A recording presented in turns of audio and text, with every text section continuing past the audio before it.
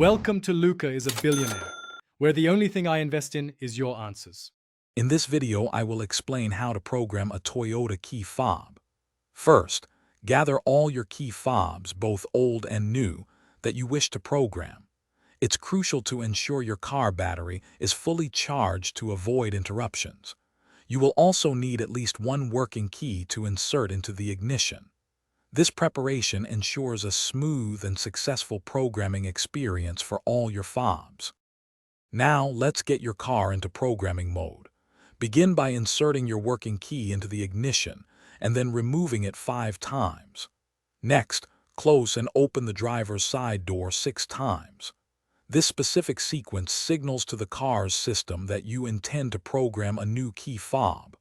Finally, insert the key into the ignition one more time, leaving it there for the next step.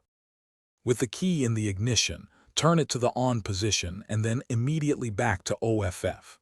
The car should respond with a chime or a lock cycle, indicating it's ready. Now, take your new key fob and press any button on it for 1 second.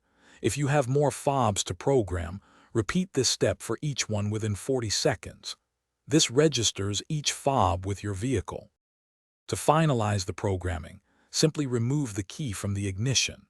This action exits the programming mode. Now, it's time to test all your key fobs, both new and old, to ensure they lock, unlock, and function correctly. Make sure every button works as expected. Also, for an amazing upgrade to your home, check out the Shark AI Ultra Robot Vacuum. You can find a link to this and other great deals in the description below. Enjoy your newly programmed key fobs. Thanks for watching and please subscribe. It's the best investment you'll ever make.